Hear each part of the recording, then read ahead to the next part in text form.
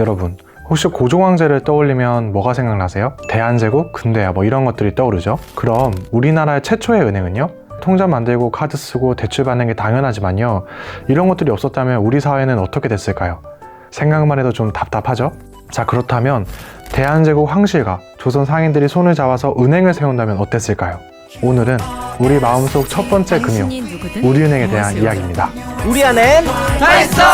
우리 금융생활의 A to Z, 우리은행. 근대 은행을 이야기하려면 1876년으로 거슬러 올라가야 합니다. 강화도 조약으로 외국 은행들이 조선에 들어오기 시작하면서요, 일본을 포함한 여러 나라들이 우리 경제에 눈독을 들이기 시작했거든요. 이때 민족 자본의 중요성이 확 커졌고 결국 고종이 나서게 된 거죠. 상인들과 함께 하늘 아래 첫째가 는 은행이라는 뜻을 가진 우리나라의 최초의 대한천일은행이 탄생했습니다. 고종은 이 은행을 설립할 때 내탕금 15만 원을 투입했는데 당시에는 엄청난 금액이었다고 하죠. 그런데 여기서 놀라운 사실이 있는데 제2대 은행장이 고종황제의 아들이었던 영춘왕이었어요. 은행장이 되었을 때 나이가 6살이었다고 하니까 정말 대단하죠? 그만큼 고종황제가 이 은행에 대해서 얼마나 진심으로 아꼈는지 알 수 있는 대목이기도 해요. 하지만 1905년 통감로가 설치되고 일본의 간섭이 커지면서 은행도 이를 피해갈 수가 없었습니다. 결국 은행에 있었던 대한이라는 글자를 못 쓰게 되면서요, 민족 자본을 지켜 주권을 지키겠다는 꿈이 한순간에 무너져 버린 거죠. 시간이 흘러 우리나라는 일제강점기를 지나 해방을 맞이하게 됩니다.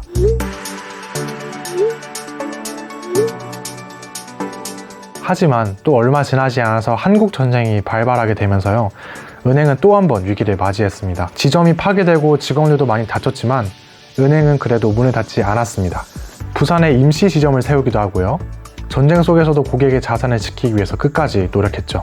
전쟁이 끝났지만 은행 입장에서는 정말 손실이 어마어마했어요. 전쟁으로 지점이 파괴된 거는 물론이고요, 북한에 위치했던 점포들을 모두 잃게 되면서 정말 말도 할 수 없을 정도로 휘청휘청거렸던 거죠. 그러다가 1954년 새로운 은행법이 제정되면서요, 본격적인 경쟁 체제에 도입하게 됩니다. 그때 당시에 배경을 고려해서 숙녀금고라는 걸 만들었어요. 세계 최초의 여성 전용 은행이었던 거예요. 그때는 6.25 전쟁으로 남편이 전쟁터에서 사망하게 된 경우가 많았고 여성들의 경제활동이 자연스럽게 늘어났던 시기였어요. 하지만 당시 사회 분위기 때문에 여성이 돈을 들고 은행에 가기가 쉽지 않았거든요. 이곳 덕분에 많은 여성들이 부담 없이 은행을 이용할 수 있었다고 해요.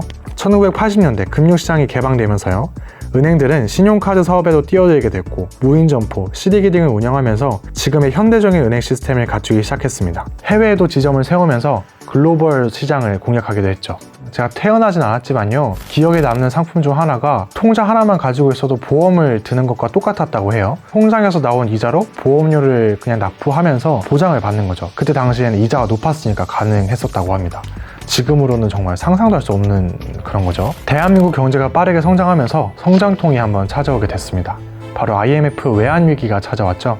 당시 어려운 상황 속에서 많은 은행들이 합병과 구조조정을 겪었는데요, 우리은행도 상업은행, 평화은행, 한일은행과 합쳐져서 한비은행이 되었습니다. 그러다가 2002년에 지금의 이름인 우리은행으로 탄생하게 된 거죠. 우리은행은 일제강점기, 한국전쟁 외환위기라는 큰 시련 속에서도 항상 고객의 든든한 근거로서 역할을 해왔습니다. 이제는 단순히 돈을 모으고 빌려주는 그런 회사가 아니라 종합금융회사로 변모하고 있죠. 디지털 전환에도 되게 적극적인데요, 원뱅킹은 간편한 금융거래를 가능하게 해주고 맞춤형 서비스를 제공해서 큰 인기를 끌고 있기도 하죠. 위프렌즈라는 거 들어보셨나요? 귀여운 캐릭터들을 우리은행 곳곳에 장식하면서요, 고객들에게 친근한 이미지를 심어주고 있기도 합니다. 저도 꿀 따러 가자 챌린지를 몇 번을 봤는지 모르겠는데, 오늘 들려드린 이야기는 역사 그 이상으로 의미가 있는 거였어요. 고종황제의 꿈, 그리고 고객들과 함께한 수많은 시간들이 있었기 때문에 지금의 우리은행이 있을 수 있었던 거죠.